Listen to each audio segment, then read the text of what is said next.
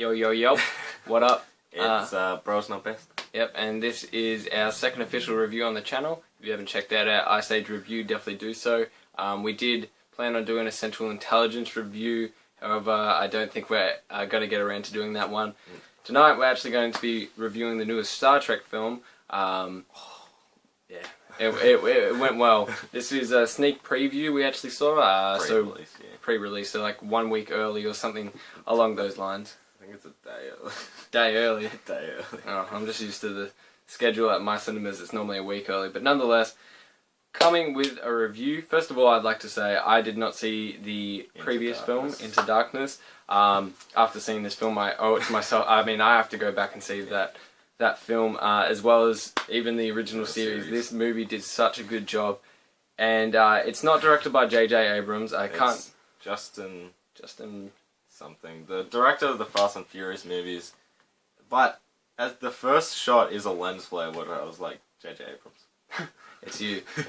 The directing is overall really good, with the exception of there's the trend nowadays with a lot of action scenes, like even in big films like Civil War, for half of the action scenes you'll see a lot of like this shaky cam, like it's as if like when they're running it's like it's going along with them, and I get the sort of realism to it, but it's just a strain on the eyes. I felt myself going cross-eyed. And I felt, we're just in the spaceship, since the cinema we saw it in was a very big screen, so I felt when the camera actually moved that my eyes actually struggled to focus on who was actually in the scene, like for a couple of seconds as well. But yeah, that's really the only problem. And the only other thing with the photography, or you know how they filmed the film itself, there is a few Battlefield Earth kind of vibes. Like I did a zoom in on the main villain's face like this, and it's just coming in at the angle, and all I could think of was like John Travolta in Battlefield Earth. I'm like, fuck. Well, he actually looks like him as well. A little, yeah, he does a little bit. The main villain as well is Crawl. I've only watched half of maybe the first season of the original series, so I'm not fully in the Star Trek lore and all that, but I love the other two movies, so I was really interested. The villains so far have been pretty good, so I was interested to see what Idris Elba, who is the main villain, who you only really find out is the main villain at like the very end, but we won't spoil that. Let's just get started with story. So this film pretty much, from what I can tell, just picks up more or less right after the previous film. It's pretty much Captain Kirk has just gotten to his birthday of a year older than his dad ever got to be, and he's been following his dad's footsteps up to now, and he kind of doesn't know where to go from here, sort of deal. And basically, you know, shit happens, and they have to go to this nebula that hasn't been traversed yet. Yeah, so there's no tracking. They're completely like alone, untraceable, and they sort of they just get bombarded by these ships that pretty much. They're like suicide bombers almost, and they just crash into the ship. The whole thing with the enemies they're kind of like swarms of bees, and they just look unstoppable, really. Yeah, really, like because there's just so many, and the leader of the enemy ship is Crawl. And he's kind of revealed he's coming after this weapon, or a piece of an old timey weapon. From what seems to be their home world, this planet there, just right above, and so you know fights ensue, and they basically get taken down to this planet, and all the crew gets taken. Yeah, all the lesser crew. Yeah, like obviously Kirk, Spock, everybody else, sort of like they go into escape pods, and they're sort of all over the joint. Although there is Sulu and Uhura who are with like the big group of the crew, which kind of lets you cut back between them without feeling like you're looking at fucking no name hopelessness. Just throwaway characters. The acting in this film is top notch. Everybody bounces off each other so well. You can tell that they're really enjoying the franchise they're making, and that's a good thing. You can kind of feel like they're getting into their groove as these characters, like these well-known characters, like Chris Pine absolutely owns Captain Kirk. Zachary Quinto is the new Spock. Like, he's as good as new Spock is going to be. Yeah, pretty much. I mean, And obviously this film, right at the end, tribute to Leonard Nimoy, sorry. And Anton Yell. Yeah, that's it. I only heard about that. Yelchin, who in the other movies wasn't really that big a character. So when Aiden even asked me, when I told him someone had passed away that is in this movie, he said he's the main character, and I was like, oh, the side man, but he's full in this movie. He's one of the major characters in this film.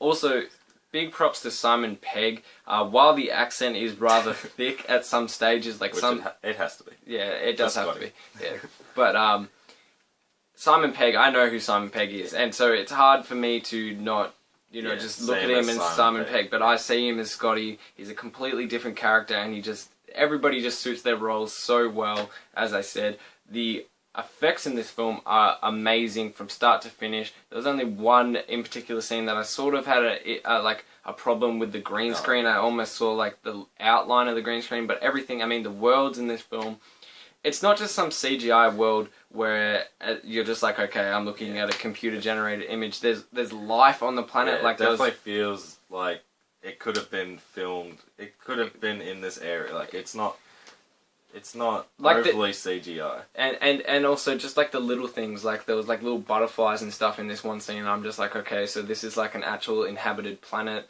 It feels real. And once again, while we bashed sort of some of the cinematography at the start of this, it's really well shot for the most part. And once again, Fast and Furious. Later sequels, or you just don't know. I haven't seen any Fast and Furious movies, so I wasn't really sure how he is as a director. Yeah. But yeah, he's definitely. The transitions well. Other than those few little problems that he has, I wouldn't have been able to tell that it wasn't J.J. Abrams. So I guess that's a good transition. And also, the new character is played by Sofia Boutella, I think her name is. She's the one you see in the trailers with the white and the black. She does a really good job. She kind of goes off Scotty a lot, which is really... which is really... creates kind of this quick bond, because they are, Scotty's pretty much ends up being by himself. Like, when the other crewmates, the main crewmates, get separated, they're with someone else, but Scotty's just by himself. And he ends up finding Jala, I think her name is. Yeah, something along those lines. And basically a favour for a favour kind of thing, and that's how she kind of intertwines with the whole crew. And she did a really good job, I felt. Another thing with this film as well that I just loved is, while it's really serious at points, this film ramps up the comedy. Yeah, it's so funny. Spock is a lot funnier in this film, just with his sort of sarcastic, almost like Sheldon Big Bang Theory sort of comedy. And Bones, played by Carl Urban, he goes off Spock a lot because they're so fucking different. They're so different, and pepper and salt. And overall, this movie, I was sitting there, the biggest, I don't even know what you could say. You don't really know anything. No. Well, obviously, I'm not a Star Trek fan prior to this, really. I'd seen the original J.J. Abrams films when it came out. I didn't see the sequel, but the best thing I could say about this film is it rivaled what I felt when I saw The Force Awakens, and that's something that you have to admire, because I have no attachments to these characters. Yeah. I have attachments and nostalgia to, obviously, Harrison Ford as Han Solo, etc. And another big prop is, I really, as I've gotten more into film, I've noticed soundtracks more. Yeah. I definitely love music in films, and soundtracks play an important part in film.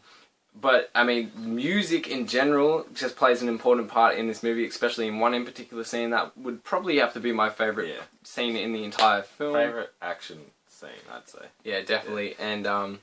And also, I thought it wasn't going to be in the movie, because when the first trailer came out, a lot of people sabotaged the song by the Beastie Boys being in this movie. And I loved that song, and I kind of loved the first trailer for this movie, so I thought they might have bitched out and changed the soundtrack a quick, get the fuck out of here, because everyone doesn't, a lot of people bagged on it, but it suits so well with the action scene it goes with, so well. It pumps me up. I'm tapping my feet in the cinema. I'm just fucking, no one talk. I just want to hear shit, blow shit up, and just go with the music.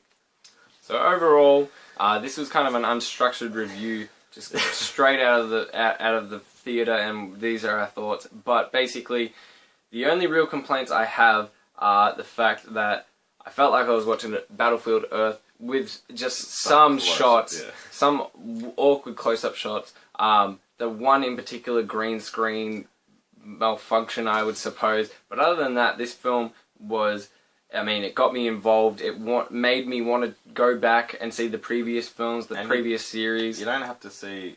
Yeah, and it is obviously friendly. It helps, but like you don't have to keep up with the story. Exactly. I mean, overall, I don't really know what else I can give it other than a 9 out of 10. It's near perfect to me. I will definitely buy it day one on Blu-ray. I'm sure of that. And I love this film. Yeah, it was great. Yeah, overall, I just absolutely adored it. Other than the fact that I couldn't focus in some scenes on who was actually in it because it's so, like, There's obviously just so much going on. Yeah, there's so much going on, so it's hard to focus. But other than that, I really enjoyed this movie, and I was actually kind of worried that with the change of directors, but I knew Simon Pegg was writing this movie, and he's a big Star Trek fan, and this movie just made me want to get back into the original series again, watch all the other movies again. Just made me want to just live Star Trek all over again. So I just the Navy. Yeah. I just have to. I thought I was gonna give it a 9, but I just have to give it a 10. Other than those things, like best film of the year so far, you reckon? My favorite film so far. Well, it's not really.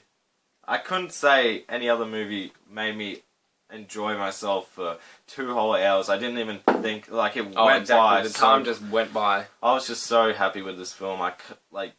You hear all these reviews like A+ and stuff. It's easy to give something an A than to say it's a 10 out of 10, you know? So, overall, I just adored this movie.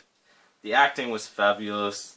That was a bit gay. Yeah, fabulous. Fabulous. The acting was really, really well done. I was laughing, I was feeling, I was in the Star Trek universe. So a 10 out of 10 for me, definitely. So yeah, just check out this film. I mean, it's simple as that. Yeah.